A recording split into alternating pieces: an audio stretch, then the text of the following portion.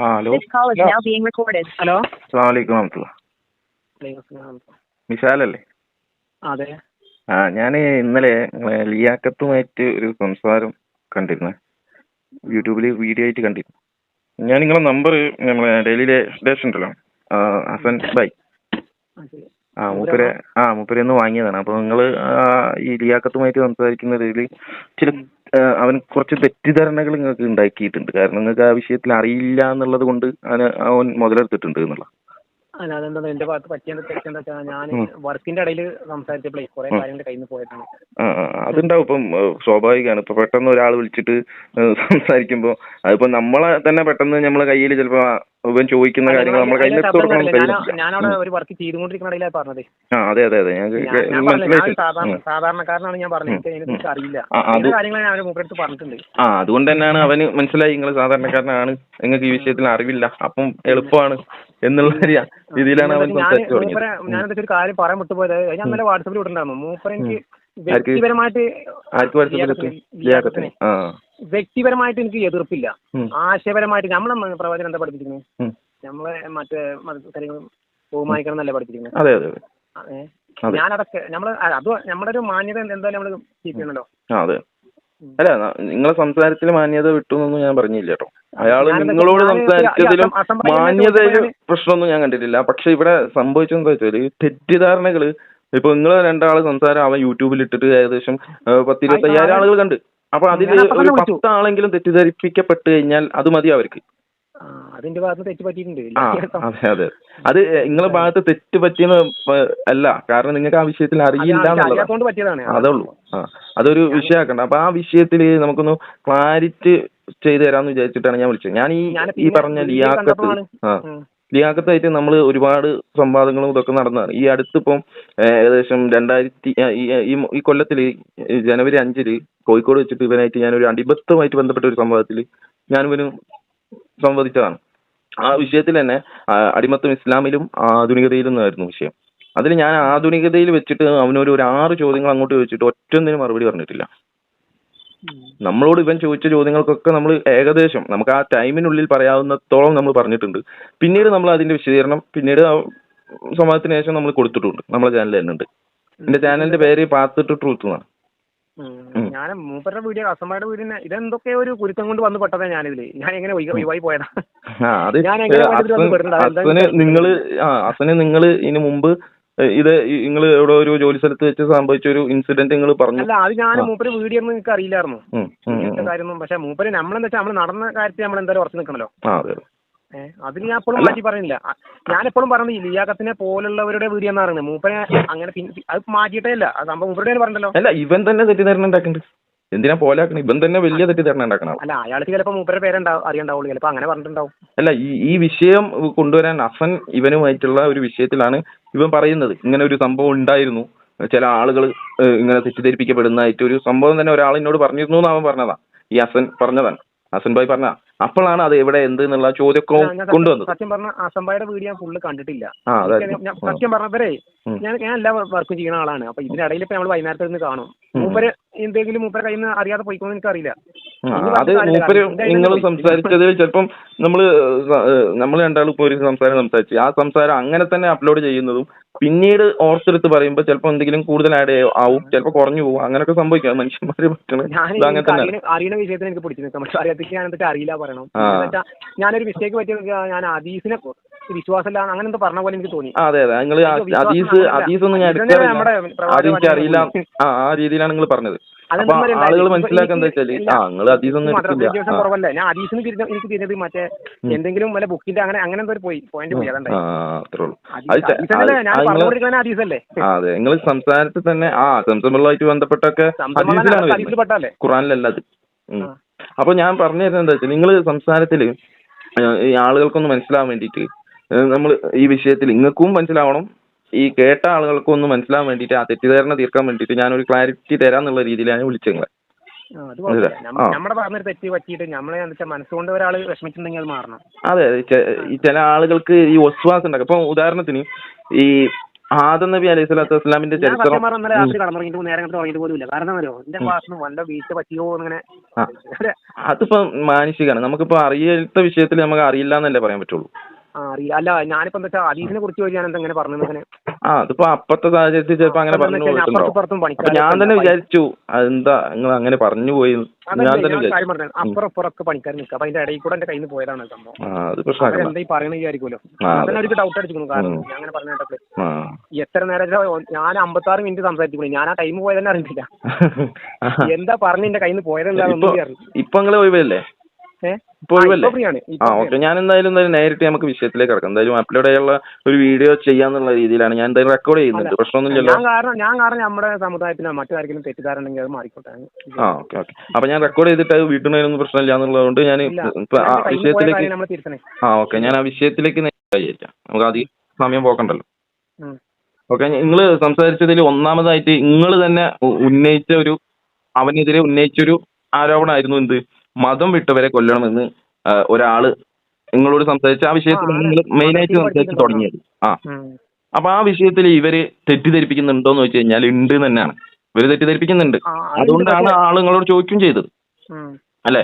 ഇപ്പൊ യഥാർത്ഥത്തിൽ ഖുർആനും ഹദീസും പ്രകാരം ഒരു മതം വിട്ടു എന്ന് കാരണത്താൽ ഒരാളെ കൊല്ലണം എന്ന് പറയുന്നുണ്ടോ എന്നാണല്ലോ നമുക്ക് ഇനി നോക്കേണ്ടത്. ഇപ്പൊ ഞാനൊരു ഉദാഹരണത്തിന് ഒരു ഹദീസ് ഞങ്ങൾക്ക് പറഞ്ഞുതരാം. ആ ഹദീസ് വായിച്ച് കഴിഞ്ഞാൽ ഞങ്ങൾക്ക് ഏകദേശം മനസ്സിലാവും. വിശ്വാസികളുടെ മാതാവ്. അതെ. ഞാൻ നിങ്ങൾക്ക് ഇനിയിപ്പോ വിളിച്ചാൽ നിങ്ങൾക്ക് ഇത് പറഞ്ഞു കൊടുക്കാൻ കഴിയുകയും ചെയ്യും. അല്ല, ഞങ്ങൾ അവരോട് നമുക്ക് അറിയുന്ന വിഷയത്തെ ഞങ്ങൾ ചോദിക്കാൻ പറ്റുള്ളൂ. അറിയാത്ത നമ്മൾ പരാജയപ്പെട്ടു പോരും. അതെ.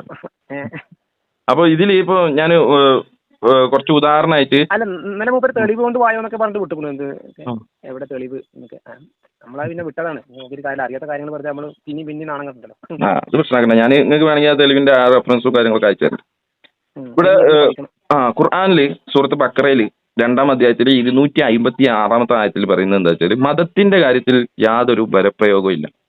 ആരും പിടിച്ചു വലിച്ചിട്ടോ അല്ലെങ്കിൽ നിർബന്ധിച്ചോ മതത്തിലേക്ക് കൊണ്ടുവരേണ്ട ആവശ്യമില്ല. അല്ല, ഞാനത് കുറെ കേട്ടിട്ട് അങ്ങനെ പറഞ്ഞത്. എന്തിനാ അങ്ങനെ നിർബന്ധിച്ചിട്ട് ഒരാളെ കൊണ്ടുവരണം, അത് ഞാൻ ആലോചിച്ചത്. അതെ. ഇനി അടുത്ത ആയത്ത് ഞാൻ പറഞ്ഞുതരാം. സൂറത്ത് യൂനിസ് 10-ാം അധ്യായത്തിലെ 99-ാമത്തെ ആയത്ത്. നിന്റെ രക്ഷിതാവ് ഉദ്ദേശിച്ചിരുന്നെങ്കിൽ ഭൂമിയിലുള്ളവർ ഒന്നിച്ച് വിശ്വസിക്കുമായിരുന്നു, എന്നിരിക്കെ നീ അവരെ നിർബന്ധിക്കുകയോ. അപ്പൊ നിർബന്ധിക്കാൻ പാടില്ല. അള്ളാഹ് ഉദ്ദേശിച്ചിരുന്നെങ്കിൽ എല്ലാവരെയും വിശ്വാസികളാക്കുമായിരുന്നു. അപ്പൊ അത് നിങ്ങളുടെ ജോലിയല്ല. വിശ്വസിപ്പിക്കുക, നിർബന്ധിച്ച് വിശ്വസിപ്പിക്കുക എന്നുള്ളത് നമ്മുടെ ജോലിയല്ല. അല്ല, ഞാൻ ഇതൊക്കെ പറഞ്ഞിട്ട് എനിക്ക് വിശ്വാസം പോകുന്നില്ലല്ലോ. അതുകൊണ്ടാണ് ഇതിലെന്തോ സത്യം എനിക്ക് 100% ഉറപ്പാണ്. അതുകൊണ്ടാണ്. ഇനി അടുത്ത ആയത്ത്, ഇത് ഞാൻ ഒരുപാട് ആയത്തുണ്ട്, അതിൽ ചെറിയ കുറച്ച് ആയത്ത് മാത്രം ഞാൻ പറയാം. ഇനി അടുത്ത ആയത്ത് സൂറത്ത് നിസാ 4-ാമത്തെ അധ്യായത്തിൽ 137-ാമത്തെ വചനം. വിശ്വസിച്ച ശേഷം അവിശ്വാസിയാവുകയും വീണ്ടും വിശ്വസിക്കുകയും പിന്നീട് അവിശ്വാസിയാവുകയും പിന്നീട് അവിശ്വാസിയായിട്ട് എന്ത് ചെയ്യാ, അയാൾ മരണപ്പെടും. പിന്നെ അങ്ങനെയാണെങ്കിൽ ഈ ആയത്തിൽ എന്ത് പറയണം? വിശ്വസിക്കുകയും പിന്നെ അവിശ്വാസിയാവുകയും ചെയ്തു. ഒരാളിപ്പോ വിശ്വസിച്ചു, അയാൾ അവിശ്വാസിയായി. മതം വിറ്റവനെ കൊല്ലണം എന്ന് പറയുകയാണെങ്കിൽ ഇവിടെ ഇനി വേണ്ടത് എന്താണ്? അങ്ങനെ അവിശ്വാസിയായും ചെയ്താൽ അയാളെ കൊല്ലണം എന്നല്ലേ. പക്ഷെ ഇവിടെ ആയത്തിൽ പറയുന്നത് വിശ്വസിക്കുകയും പിന്നീട് അവിശ്വസിക്കുകയും വീണ്ടും വിശ്വസിക്കുകയും പിന്നീട് അവിശ്വസിക്കുകയും ചെയ്തവർ.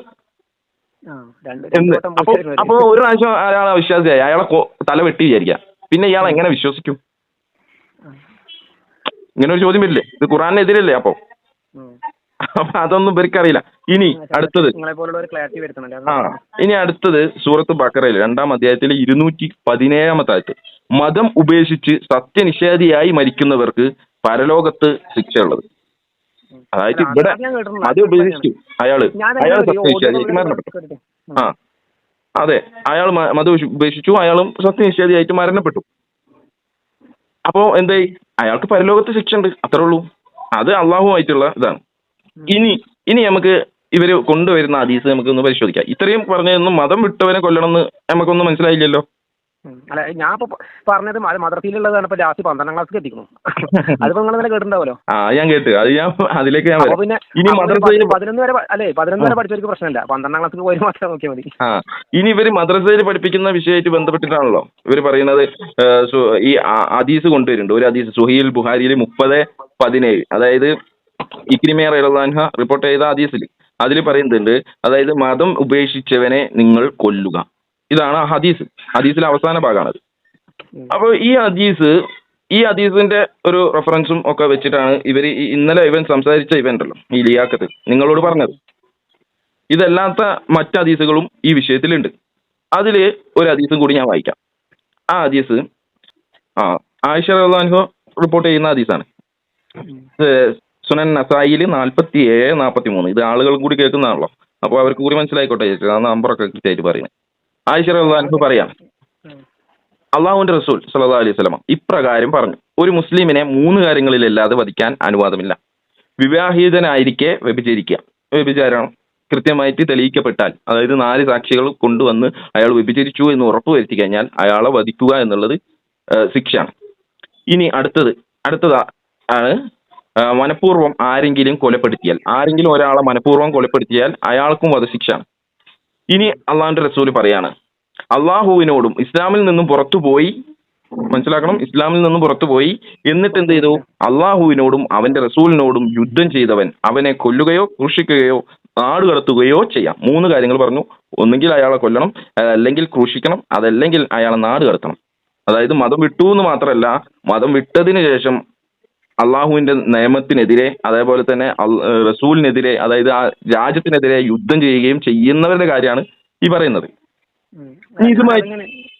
ഡൗട്ട് അടിച്ചെന്നോ, ഇസ്ലാം മറ്റേ രാജ്യങ്ങളുണ്ടല്ലോ അവിടെ ഇപ്പോഴും തന്നെയല്ലേ നമ്മളെ പ്രവാചകനെ പിൻപറ്റിട്ടല്ലേ? അല്ല, ഇതൊക്കെ പോട്ടെ, നമുക്ക് ഇസ്ലാമിക രാജ്യം ഒന്നും എടുക്കണ്ട.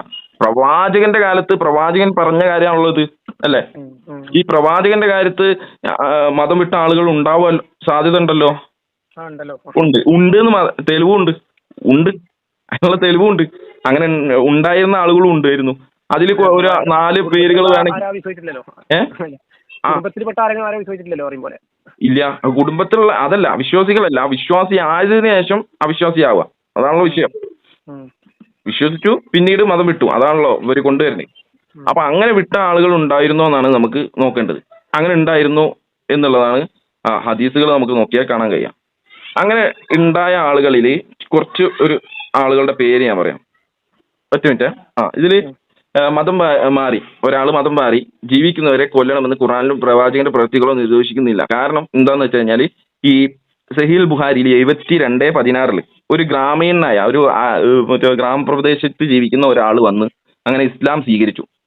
പിറ്റേ ദിവസം അയാൾ വന്നിട്ട് പറഞ്ഞു ഞാൻ ഇസ്ലാം വിട്ടു എന്ന്. കാരണം അയാൾ പറഞ്ഞത് എന്താ വെച്ചാൽ, എനിക്ക് ഇസ്ലാം സ്വീകരിച്ചതിന്റെ അന്ന് അല്ലെങ്കിൽ പിറ്റേന്ന് അയാൾക്ക് പനി ബാധിച്ചു, അപ്പൊ അയാളെ വിശ്വാസം നഷ്ടപ്പെട്ടു എന്ന്. അതാണ് അയാൾ കാരണമായിട്ട് പറഞ്ഞത്. ഇതൊക്കെ പണ്ട് എന്തെങ്കിലും അസുഖം വരുമ്പോ തോന്നുന്ന കാര്യങ്ങളാണ്. അപ്പൊ ഇയാൾ എന്ത് ചെയ്യണം? ശരിക്കും ഇവര് പറയുന്ന പ്രകാരം അയാളെ കൊല്ലണ്ടേ? എനിക്കൊക്കെ നേരെ തിരിച്ചാ, അസുഖം വരുമ്പോ കൂടുതൽ വിശ്വാസം കൂടുക. പക്ഷെ ഈ ആളെ സംബന്ധിച്ചിടത്തോളം ഇയാള് പോയിക്കോന്ന് പറഞ്ഞു, അത്രേ ഉള്ളൂ. പിന്നെ ഇനി അടുത്ത ഒരാള് അൻസാരി ആയിട്ടുള്ള ഒരാള് സുനൽ നസായിയിൽ പറയുന്ന ഒരു ഹദീസ് പ്രകാരം 4068 ഹദീസ് നമ്പർ. മതം മാറി ഷിർക്കിലേക്ക് അയാൾ പോയി. ഒരു അൻസാരി ആയിട്ടുള്ള അയാള് ഷിർക്കിലേക്ക് പോയി. അപ്പൊ അയാൾ എന്ത് ചെയ്യണം? ശരിക്കും കൊല്ലണ്ടേ? പക്ഷെ കൊന്നിട്ടില്ല. അയാൾ പിന്നീട് കുറച്ചു കാലത്തിന് ശേഷം പശ്ചാത്തപിച്ച് ഇസ്ലാമിലേക്ക് തന്നെ മടങ്ങി വന്നു. അവനെ ശിക്ഷിച്ചിട്ടില്ല. ഇനി ക്രിസ്ത്യാനി ആയിട്ടുള്ള ഒരാള് സഹീൽ ബുഖാരിയിൽ 36:17 ഹദീസ് നമ്പറാണ് ഞാൻ പറഞ്ഞത്, സഹീഹുള്ള ഹദീസാണ്. ക്രിസ്ത്യാനി ആയിട്ടുള്ള ഒരാൾ ഇസ്ലാം സ്വീകരിച്ചു, പിന്നീട് അയാൾ എന്ത് ചെയ്തു? വീണ്ടും ക്രിസ്തു മതത്തിലേക്ക് തന്നെ മടങ്ങി. ഒരാളെ പ്രവാചകൻ എന്ത് ചെയ്തിട്ടില്ല? ഒന്നും ചെയ്തിട്ടില്ല. അയാളെ വൈക്ക് വിട്ടു. മനസ്സിലായോ? ഇനി നമുക്ക് ഇവര് കൊണ്ടുവരുന്ന വിമർശനത്തിലേക്ക് കിടക്കാം. മതം വിട്ടു കൊന്നിട്ടുണ്ടോ? ഉണ്ട്. ഏതാണ് ആ ടീം? ചരിത്രം ഞാൻ പറഞ്ഞുതരാം. സൂറത്ത് മാഇദയിൽ 33, ഇന്നലെ അവൻ പറഞ്ഞല്ലോ മാഇദയിൽ ഉണ്ട് എന്നൊക്കെ. സൂറത്ത് മാഇദയിൽ 33-ാമത്തെ വചനം. സൂറത്ത് മാഇദയിൽ 33-ാമത്തെ വചനത്തിൽ പറയുന്നുണ്ട്. അതായത് അള്ളാഹുവിനും റസൂലിനുമെതിരെ യുദ്ധം ചെയ്യുകയും അതിനെതിരെ പ്രവർത്തിക്കുകയും ചെയ്യുന്നവരെ കൊല്ലുകയും നാട് കടത്തുക, അങ്ങനത്തെ കുറച്ച് ശിക്ഷകൾ പറയുന്നുണ്ട്. അത് ആ ഭരണാധികാരികൾ തീരുമാനിക്കാം. അയാൾ ചെയ്യുന്ന പ്രവർത്തിക്കനുസരിച്ചായിരിക്കും ശിക്ഷ ഉണ്ടാവാം. ഒരാൾ മതം വിട്ടു എന്നുള്ള കാരണത്താൽ അയാളെ ശിക്ഷിക്കേണ്ട അല്ലെങ്കിൽ അയാളെ കൊല്ലേണ്ട ഒരു കാര്യമില്ല. അപ്പൊ ഞാൻ ചരിത്രം പറഞ്ഞുതരാം. ആ ആയത്തുമായിട്ട് ബന്ധപ്പെട്ടുള്ള ചരിത്രം ഞാൻ പറഞ്ഞുതരാം. ഈ ആയത്തിന്റെ സന്ദർഭം എന്താണെന്ന് വെച്ചാൽ, ഒരു കൂട്ടം ആളുകൾ, ഒരു 5-6 ആളുകൾ ഇസ്ലാം സ്വീകരിച്ചു എന്ന് പറഞ്ഞുകൊണ്ട്, ഒരു കുറച്ച് ക്രിസ്ത്യാനികളാണ് അവർ ഇസ്ലാം സ്വീകരിച്ചു എന്ന് പറഞ്ഞ് നബിയുടെ അടുത്ത് വന്നു. അങ്ങനെ നബിയുടെ അടുത്ത് വന്നിട്ട് ഇവർ പറഞ്ഞു ഞങ്ങൾ ഇസ്ലാം സ്വീകരിച്ചു എന്ന് പറഞ്ഞു. കുറച്ച് പാവപ്പെട്ട ആളുകളാണ്, ഞങ്ങളടുത്ത് ഭക്ഷണമൊന്നും ഇല്ല എന്ന് പറഞ്ഞു. അങ്ങനെ പ്രവാചകൻ എന്ത് ചെയ്തു, അവർക്ക് വേണ്ട താമസം, അതുപോലെ ഭക്ഷണം, അതേപോലെ ഒരു ഒട്ടകം, അവർക്ക് പാല് കറന്ന് കുടിക്കാനുള്ള ഒരു ഒട്ടകവും കൊടുത്തു. അത് മാത്രമല്ല ഇവർക്ക് സഹായത്തിന് ഒരാളെയും കൊടുത്തു. അപ്പൊ ഇവർ പറഞ്ഞു ഞങ്ങൾ നാട്ടിലേക്ക് തിരിച്ചു പോകാന്ന് പറഞ്ഞു. അപ്പൊ ഈ സഹായി ആയിട്ടുള്ള ഒരാളെയും കൊടുത്തു, ഒരു ഒട്ടകം കൊടുത്തു. ഇവർ നാട്ടിലേക്ക് തിരിച്ചു പോയി. അങ്ങനെ ഇവർ എന്ത് ചെയ്തെന്ന് വെച്ചാൽ പോകുന്ന വഴിയിൽ ഇവർ എന്ത് ചെയ്തു, ഈ കൂടെ വന്ന അയച്ച ആളുണ്ടല്ലോ, പ്രവാചകൻ കൂടെ അയച്ച അയാളെ ക്രൂരമായിട്ട് കൊന്നു. കണ്ണ് ചൂന്നെടുത്ത് വെട്ടിക്കൊന്നു അയാൾ. കാലും കയ്യും ഒക്കെ എന്താ പറയാ അംഗവിച്ഛേദം ചെയ്തിട്ട് അയാളെ കൊന്നു എന്ന് മാത്രമല്ല, ഈ ഒട്ടകത്തെയും കൊന്ന് കശാപ്പ് ചെയ്ത് ഭക്ഷണമാക്കിയിട്ട് അവർ നാടുവിട്ടു. ഈ ആളുകളെയാണ് മതം വിട്ടവരെ കൊല്ലണം എന്ന് പറഞ്ഞ ഹദീസ് വരുന്നത്. അതാരാണ് ഏൽപ്പിക്കുന്നത്? അലി റളിയല്ലാഹു അൻഹുവിനെയാണ് ആരേൽപ്പിക്കുന്നത്? പ്രവാചകനെ ഏൽപ്പിക്കുന്നത്. അങ്ങനെയാണ് ഇവരെ കണ്ടുപിടിച്ചിട്ട് ഇവരെ വധിക്കുന്നത്. ഇപ്പോൾ ഉദാഹരണത്തിന് ഇന്ത്യയിൽ ഒരു ഇതേപോലെ ഒരു സംഭവം നടന്നു വിചാരിക്കാം. ഇന്ത്യയിലേക്ക് പുറത്തു നിന്നും ഏതെങ്കിലും ഒരു ടീം വന്നു, എന്നിട്ട് നമ്മൾ ഇന്ത്യൻ പൗരത്വം സ്വീകരിക്കണം എന്നൊക്കെ പറഞ്ഞ് അങ്ങനെ അതിന്റെ ഫോർമാലിറ്റീസ് ഒക്കെ ചെയ്തിട്ട് ഇവർക്ക് ഒന്ന് നാട്ടിലൊന്ന് തിരിച്ചു പോയിട്ടൊന്ന് വരണം എന്ന് പറഞ്ഞപ്പോൾ ഇവർക്ക് ഒരു ഡ്രൈവറൊക്കെ ആക്കി കൊടുത്ത് ഒരു വണ്ടിയും കൊടുത്തു. അങ്ങനെ ഇവർ പോകുന്ന വഴിക്ക് ഈ ഡ്രൈവറെ കൊന്നിട്ട് ഈ വണ്ടിയും ആയിട്ട് മുങ്ങി കഴിഞ്ഞു. ഇന്ത്യ എന്ത് നടപടി എടുക്കും? അവർ ആ ബൈക്ക് പോയിക്കോട്ടെ എന്നാണോ വിചാരിക്കുക? അല്ലല്ലോ, അവർക്ക് വധശിക്ഷ നടപ്പാക്കും. ക്രൂരമായിട്ടുള്ള കൊലപാതകങ്ങൾക്ക് അതിനുള്ള ശിക്ഷ നടപ്പാക്കും. അതാണ് ഇവിടെ സംഭവിച്ചത്. ഈ ഹദീസ് എടുത്തിട്ടാണ് ഈ ഹദീസ് എടുത്തിട്ടാണ് ഇവരെന്ത് ചെയ്യുന്നത്, മതം വിട്ടവരെ കൊല്ലണം എന്ന് പറഞ്ഞിട്ട് നടക്കുന്നത്. ഇത് വേദിയിലല്ല, നമുക്ക് എവിടെ വെച്ച് തെളിയിക്കാൻ കഴിയും. കാരണം നമ്മൾ റെഫറൻസ് വെച്ചിട്ടല്ലേ സംസാരിച്ചേ. ഇവര് വിളിക്കാനുണ്ട്, നമ്മൾ പറഞ്ഞിട്ടുണ്ട്, ഒരുപാട് പ്രാവശ്യം ഈ വിഷയം പറഞ്ഞതാണ്. ആൾക്കാർ തെറ്റിദ്ധരിക്കും. കാരണം ഇതിപ്പോ അങ്ങനല്ല, ഇപ്പൊ ഞാൻ പറഞ്ഞില്ലേ തെറ്റിദ്ധരിക്കില്ലേ? അതാണ് ഞാൻ പറഞ്ഞത്, നിങ്ങൾക്ക് ആ വിഷയം അറിയാത്തോണ്ട് നിങ്ങൾ എന്തായി? അല്ല, അറിയാത്തോണ്ട് തെറ്റിദ്ധരിച്ചു പോയില്ലേ? അത്രേ ഉള്ളൂ. അപ്പൊ നമുക്കിപ്പോ പറയാനല്ലേ പറ്റുള്ളൂ, അയാളെ തിരുത്താനൊന്നും നമുക്ക് കഴിയൂലല്ലോ. അതൊന്നുമില്ല. കാരണം ഞാൻ എന്നിട്ട് മൂപ്പരോട് എനിക്ക് എന്റെ സംസാരം കേട്ടപ്പോൾ നിങ്ങൾക്ക് മനസ്സിലായില്ലേ? അത് ഞാൻ മനസ്സിലാക്കിന്. കാരണം നിങ്ങൾ പെട്ടെന്ന് വിളിച്ചതിൽ നിങ്ങളൊന്ന് പേടിച്ചിട്ടാണ് സംസാരിക്കുന്നത്. പേടിച്ച് പറഞ്ഞാൽ എനിക്ക് പേടി പറഞ്ഞാൽ പേടി പറഞ്ഞാൽ നിങ്ങൾ എന്തെങ്കിലും ചെയ്യുന്നല്ല. നിങ്ങളോട് എന്തെങ്കിലും ഒരു ചോദ്യം ചോദിച്ചു കഴിഞ്ഞാൽ നിങ്ങൾക്ക് ആ റെഫറൻസ് കാണിക്കാൻ കഴിയില്ല. എനിക്ക് അറിയുന്ന വിഷയം എനിക്ക് ഞാൻ പ്ലംബിംഗ് വർക്ക് ചെയ്യുന്ന ആൾ തന്നെയാണ്. വർക്കായിരുന്നു ഞാൻ പറഞ്ഞത് ഇപ്പൊ വർക്കല്ല, വേറെ വർക്കിലാണ് ഉദ്ദേശിച്ചത്. നമ്മൾ നാടൻ വർത്താനല്ലേ പറഞ്ഞത്. അത് തെറ്റിദ്ധരിപ്പിക്കല്ല, അങ്ങനെയല്ല ഉണ്ടായത്. ഞാൻ ഇപ്പൊ ആ വർക്കിലല്ല, വേറെ വർക്കിലാണ് ഞാൻ ഉദ്ദേശിച്ചത്. ഞങ്ങളുടെ വർത്താനം ഫുള്ള് അങ്ങനെ, നമ്മൾ പൊതുവെ അങ്ങനെയല്ലേ പറയാം. ഞാൻ എല്ലാത്തിനെയും കുറിച്ചിട്ട് പഠിക്കുന്നതിനെന്ന് അറിയാം. ഇന്നാലാണ് നമ്മൾ വെറുതെ ജനിച്ചിട്ട് ഭൂമിനോട് പോയിട്ട് കാര്യമില്ല. അല്ല, ഇസ്ലാമിനെ സംബന്ധിച്ചിടത്തോളം നിങ്ങൾ ഇന്നലെ പറഞ്ഞല്ലോ, ഒരു മനുഷ്യനെ പോലും അന്യായമായിട്ട് കൊല്ലാൻ പാടില്ല. ഒരാളെ കൊന്നു കഴിഞ്ഞാൽ എന്താണ്, ഭൂമിയിലുള്ള എല്ലാവരും കൊന്നതിന് തുല്യമായ ശിക്ഷയാണ് അവന്. നമ്മുടെ മനസ്സിലും അങ്ങനെയൊക്കെ പഠിപ്പിച്ചിട്ട് ഞാൻ ഇത്തിരി കോടിക്കണക്കിന് ജനങ്ങൾ എങ്ങനെ വിശ്വസിക്കുന്നു, അതൊക്കെ എനിക്ക് ഡൗട്ട് അടിക്കുന്നുണ്ട്. ഇതിപ്പോ ഇന്ത്യന്റെ നമുക്ക് ഒരു ഇന്ത്യന്റെ നിയമം മാത്രം എടുക്കാം. ഇന്ത്യയിൽ ആരെങ്കിലും കൊല്ലാനുള്ള അനുവാദം ഉണ്ടോ? ഇല്ല. എന്നാൽ ചില സമയത്തുണ്ട്. അതെന്താണ്, ഒരാളെ കൊന്നു, ക്രൂരമായി കൊന്നു. അത് അപൂർവമായിട്ടുള്ള ചില കേസുകൾക്ക് എന്ത് ചെയ്യുന്നുണ്ട്, ഇപ്പോൾ വധശിക്ഷ നടപ്പാക്കുന്നുണ്ട്. അപ്പൊ ഇതെടുത്തിട്ട് ഒരാൾ വന്നു, അത് കണ്ടോ, ഇന്ത്യയുടെ നിയമമാണ് വധശിക്ഷ നടപ്പാക്കുന്നത് എന്ന് പറഞ്ഞു കഴിഞ്ഞാൽ എന്താ സ്ഥിതി? എന്താ പ്രശ്നം? നമ്മൾ പഠിച്ച ആൾ വിളിച്ചാൽ മദ്രസ പോട്ടെ, പഠിക്കാത്ത ആൾ വിളിച്ചാൽ പോട്ടെ. അല്ല, നമ്മൾ വിളിച്ചാൽ അവർ ഒറ്റ ഉണ്ടാക്കുക ചെയ്യാം. അല്ല, ഞാൻ വിളിച്ചു കഴിഞ്ഞാൽ നിങ്ങൾ വിളിച്ചു കഴിഞ്ഞാൽ നല്ല ശാന്തമായിട്ട് സംസാരിക്കും. പഠിക്കാത്ത ആള് പഠിച്ച ആള് വിളിച്ചാൽ മദ്രസ പോട്ടെ. പിന്നെ എങ്ങനെ ആൾക്കാർ വിളിച്ച് ചോദിക്കാം? വിളിക്കുന്നവരൊക്കെ എന്താ വിളിക്കുന്നവർ കുറച്ച് വയലന്റ് ആയിട്ട് നമ്മൾ കാര്യമില്ല. അല്ല, നമ്മൾ വയലന്റ് ആക്കുകയാണ് വരി. ഞാൻ വയലന്റ് ആയിട്ട് സംസാരിക്കാറില്ലല്ലോ. എന്റെ ഏതെങ്കിലും ഒരു ഫോൺ സംഭാഷണം ഞങ്ങൾക്ക് അയച്ചിട്ടുണ്ട്, ഇവനെ വെച്ച് സംസാരിച്ചേ. അവസാനം സംസാരിച്ചു വയലന്റ് ആയിട്ട് ഇന്നത്തെ കാലത്ത് ഒന്നും കിട്ടാൻ പോകുന്നില്ല. ഇല്ല, നമ്മൾ ഇവരെന്താ ഒറ്റ ഉണ്ടാക്കുക. ഞാൻ കേൾക്കും, എന്റെ ചെറുപ്പകാലത്ത് ഞാൻ അങ്ങനെ ഒന്ന് പറഞ്ഞ രണ്ടാത്തിന് ചൂടായിരുന്നു. പക്ഷെ ഞാൻ എന്റെ കല്യാണം കഴിഞ്ഞതിന് ശേഷമാണ് എനിക്ക് മനസ്സിലായത് ഇതൊന്നും നല്ല ജീവിതം. ഇത് ഞാൻ പറഞ്ഞല്ലോ, ഇപ്പൊ ഇതിൽ നിങ്ങൾക്ക് മനസ്സിലായില്ലേ 12ാം ക്ലാസ്സിൽ പഠിപ്പിക്കുന്നത് എന്താണെന്നുള്ളത്. മതം വിട്ടു എന്നല്ല അവന്റെ കാരണം, അവൻ അതിനപ്പുറം ചെയ്തതാണ്. ഇതിപ്പോ കാടറക്കി എന്താ വെടിയൊക്കെ പറഞ്ഞിട്ടുണ്ടല്ലോ. മദ്രസയിൽ പഠിപ്പിക്കുന്ന പറഞ്ഞാൽ 1ാം ക്ലാസ് ഏതെങ്കിലും ഒരു ഹെഡിങ്ങും അതിന്റെ ചെറിയ ചില സെന്റൻസും മാത്രമാണോ ഈ ഫിഖ് എന്ന് പറഞ്ഞു കഴിഞ്ഞാൽ? ഞാനത് എനിക്ക് വിളിച്ചില്ല. ഇപ്പൊ 12ാം ക്ലാസ്സിൽ എത്തിയില്ലേ? അതെ, ഇതുവരെ മദ്രസയിൽ മാത്രമാണ്. ഇതിപ്പോ 12ാം ക്ലാസ് പറഞ്ഞാൽ 18 വയസ്സിന് പുറത്തുള്ള ആലിമ്യങ്ങളായിട്ട്, അതായത് ഖുർആനൊക്കെ പഠിച്ചതിന് ശേഷം പഠിക്കുന്ന ആളാണ്. ഞാനിപ്പോ എന്റെ കുട്ടിനെ വിടുന്നത്, എന്റെ കുട്ടിനെ ഞാൻ എന്ത് പഠിപ്പിക്കാനാണ് വിടുന്നത്? ഒരാളെ കൊല്ലാൻ പഠിപ്പിക്കാൻ. അല്ലെങ്കിൽ തന്നെ ഇത് രാജസുരക്ഷയായിട്ട് ബന്ധപ്പെട്ട നിയമമാണിത്. അല്ലാതെ ഏതെങ്കിലും നാട്ടിലുള്ള ഒരാൾ മതം വിട്ടു വേറെ എന്തെങ്കിലും ചെയ്തു എന്നുള്ളത് കൊണ്ട് അയാളെ കൊല്ലണം എന്നൊന്നും ഈ ഒരു ആയത്തൊന്നോ ഒരു ഫുക്കാക്കളും ഒരു കാളിയും പറയില്ല. അല്ല ഞാൻ വെറുതെ ചോദിച്ചു, ഞാൻ പറഞ്ഞതിൽ വല്ല വിറ്റ് നിങ്ങൾ പബ്ലിക്കിനോടൊന്ന് ചോദിച്ചു നോക്കിയായിരുന്നു, നിങ്ങൾ പറഞ്ഞതിൽ തെറ്റിദ്ധാരണ ഉണ്ടോ? അതെ, ഇതന്നെ ഇവര് തെറ്റിദ്ധാരണ ഉണ്ടാക്കുന്നുണ്ടോ ഇല്ല എന്നുള്ളത് നമ്മൾ ശരിക്കും ഒന്ന് ഒരു ജനങ്ങളോട് ചോദിച്ചാൽ തന്നെ മനസ്സിലാക്കാൻ കഴിയും. അല്ല, ഇതൊരു മറ്റേ പബ്ലിക് വീഡിയോ ഉണ്ടല്ലോ, ഒന്ന് എടുത്തു കഴിഞ്ഞാൽ മനസ്സിലാവും. വിചാരിച്ചിട്ടാണ്, ഒന്നുമല്ല, സത്യം പറഞ്ഞ പേടിച്ചിട്ടാണ്. എന്തായാലും ഞാൻ രണ്ടാമത്തെ ഒരു വിഷയം കൂടി പറയാം. എന്തായാലും നമുക്ക് പെട്ടെന്ന് വീഡിയോ ഇതാക്കാൻ വിചാരിച്ചിട്ടാ. രണ്ടാമത്തെ നിങ്ങൾ സംസാരത്തിൽ അവൻ പറഞ്ഞു മതപ്രബോധനം നടത്താൻ വേണ്ടിയിട്ട് ദാവാ കോളേജുകൾ, അതായത് മതപ്രബോധനത്തിന് മാത്രമായി ദാവാ കോളേജുകൾ കേരളത്തിലുണ്ട്.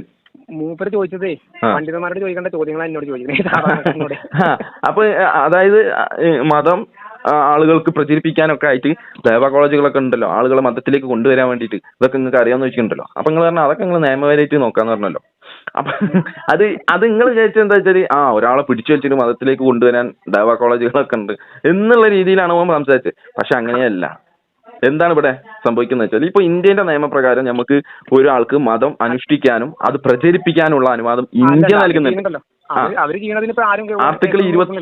ആർട്ടിക്കിൾ 25 പ്രകാരം ഒരാൾക്ക് മതവിശ്വാസം അനുഷ്ഠിക്കാനും അവനത് പ്രചരിപ്പിക്കാനുള്ള അനുവാദമുണ്ട്. ആ അനുവാദം വെച്ചിട്ട് തന്നെയാണ് ഈ ദേവാ കോളേജുകളൊക്കെ ഇവിടെ വർക്ക് ചെയ്യുന്നത്. ഒരു ദേവാ കോളേജിനെതിരെ ഇവർക്ക് കേസ് അങ്ങനെ ഉണ്ടെങ്കിൽ നിയമം ഉണ്ടല്ലോ. ഞാനിപ്പോ ദേവപ്രവർത്തനം നടത്തുകയാണ്. ഇപ്പോൾ ഏതെങ്കിലും ഒരു മുസ്ലിം അല്ലാത്ത ഒരാളോട് പറയും ഇസ്ലാമിനെ പറ്റി കുറച്ച് കാര്യങ്ങൾ പറഞ്ഞു കൊടുക്കുക എന്നുള്ളത് കൊണ്ട് അതെങ്ങനെ നിയമവിരുദ്ധമാവുക? അതേ സ്ഥാനത്ത് ഞാൻ അയാളെ പിടിച്ചു വലിച്ചിട്ട് വിശ്വസിച്ചേ പറ്റൂ എന്ന് പറഞ്ഞാൽ അത് നിയമവിരുദ്ധമാണ്. അതന്നെ ഞാൻ മറ്റേ അസംബായുടെ വീട്ടിൽ പറഞ്ഞേ. ഇതിപ്പോ രാഷ്ട്രീയ പാർട്ടി ഒന്നല്ല വലിക്കൊണ്ടാണ് വണ്ടൂർ വിഷയിക്കാല്ല, അതൊരു പോയിക്കോട്ടെ. അത്രേ ഉള്ളൂ. മതത്തില് ബലപ്രയോഗം ഇല്ല എന്നുള്ള ആയത്തൊക്കെ നമ്മൾ വായിച്ചല്ലോ, അതാണ് ആവശ്യം. ഇനി പിന്നെ വരുന്നത് എന്ന് വെച്ചാൽ അയാൾ ചോദിച്ചത് ഇസ്ലാമില് 4 വരെ കെട്ടാന്നുള്ള നിയമമുണ്ടല്ലോ, പക്ഷെ എന്തുകൊണ്ട് ആളുകൾ കെട്ടുന്നില്ല? അതൊന്നും നോക്കണ്ട. അപ്പോൾ ഇസ്ലാമിന്റെ നിയമം ആരും അനുഷ്ഠിക്കുന്നില്ല എന്നാണ് അയാൾ പറഞ്ഞു തന്നത്. ഇസ്ലാമിൽ അങ്ങനെ 4 കെട്ടണം എന്നൊരു നിർബന്ധമില്ല. അത് മാത്രമല്ല ഖുറാനിൽ പറഞ്ഞ എന്താ വെച്ചാൽ സൂറത്ത് നിസായിൽ നിങ്ങൾ ഒരുവളേക്ക് മാത്രം തിരിഞ്ഞുകൊണ്ട് മറ്റുള്ളവളെ കെട്ടിയിട്ട് പോലെ ആക്കരുത്. അതുകൊണ്ട് നിങ്ങൾ എന്ത് ചെയ്യുക? ഒരുവളെ മാത്രം വിവാഹം കഴിക്കുക. നിങ്ങൾക്ക് നീതി ഉറപ്പാക്കാൻ കഴിയില്ല എന്നുണ്ടെങ്കിൽ നിങ്ങൾ ഒരുവളെ മാത്രം വിവാഹം കഴിക്കുക എന്ന് പറയുന്ന ഒരേ ഒരു ഗ്രന്ഥം ഖുർആൻ മാത്രമേ ഉള്ളൂ. മറ്റുള്ള ഒരു ഗ്രന്ഥത്തിലും വിവാഹത്തെ പറ്റി തന്നെ പറയില്ല. സത്യം പറഞ്ഞാൽ അറിയാത്ത കാര്യത്തിട്ട് ഞാൻ ഇപ്പൊ പോയി കഴിഞ്ഞാൽ കളനായി മാറും. അതെ, ഞാൻ കട്ട് ചെയ്യാതെ പുള്ളി കേട്ടുകൊണ്ടിരുന്നു. ഇവിടെ ഈ ലിയാഖത്ത് അലി, ജബ്ബാർ, ആരിഫ് ഹുസൈൻ, രവിചന്ദ്രനൊക്കെ അവരുടെ ഇതനുസരിച്ചിട്ട് എത്ര സ്ത്രീകളുമായിട്ടും ലിവിങ് ടുഗദർ നടത്താം, പ്രേമിച്ച് നടക്കാം, അവരെ വേറൊരു വീട്ടിൽ താമസിക്കുക, അവരെ അടുത്ത് പോവുക, എന്ത് വേണേലും ചെയ്യാം. എന്നാൽ മുസ്ലിങ്ങളെ സംബന്ധിച്ചിടത്തോളം അത് പറ്റൂല. അങ്ങനെ ചെയ്യണമെന്ന് തോന്നുകയാണെങ്കിൽ അവൻ അവളെ 4 അറിഞ്ഞ് വിവാഹം കഴിച്ചിട്ട് കൂടെ താമസിപ്പിക്കാം. അതും അവരുമായിട്ട് എന്ത് ചെയ്യണം? അവർക്ക് ഈ ആദ്യത്തെ ഭാര്യക്ക് കൊടുക്കുന്ന എല്ലാം അവർക്കും കൊടുക്കാൻ കഴിയണം. നീതി നടപ്പാക്കാൻ കഴിയില്ലെങ്കിൽ ആ പണിക്ക് നിൽക്കണ്ടെന്നാ ഖുർആൻ പറഞ്ഞു. ഇവിടെ ഇനി പ്രവാചകന്റെ കേസ് പറഞ്ഞല്ലോ 9 ഭാര്യമാരെന്ന്. 9 ഭാര്യമാരുണ്ടെങ്കിൽ 9 ഭാര്യമാരും പ്രവാചകന് സർട്ടിഫിക്കറ്റ് കൊടുത്തിട്ടുണ്ട്. ഖുർആനാണ് പ്രവാചകന്റെ ജീവിതം. നമുക്ക് ഒരു ഭാര്യ ഉണ്ടല്ലോ, ആ പെണ്ണുങ്ങളോട് ആരെങ്കിലും ചോദിക്കട്ടെ, ഇവനക്കൊക്കെ ഭാര്യ ഉണ്ടല്ലോ, ഓനക്കൊരു നല്ലൊരു സർട്ടിഫിക്കറ്റ് തരാൻ കഴിയും ആ ഭാര്യക്ക്? ഓന്റെ ഭാര്യ ഇവന് സർട്ടിഫിക്കറ്റ് കൊടുക്കും ഇവൻ നല്ലവനാണെന്ന്. ഇവന്റെ പറ്റി എല്ലാം അറിയുന്ന ഒരാള് ഇവന് സർട്ടിഫിക്കറ്റ് കൊടുക്കും.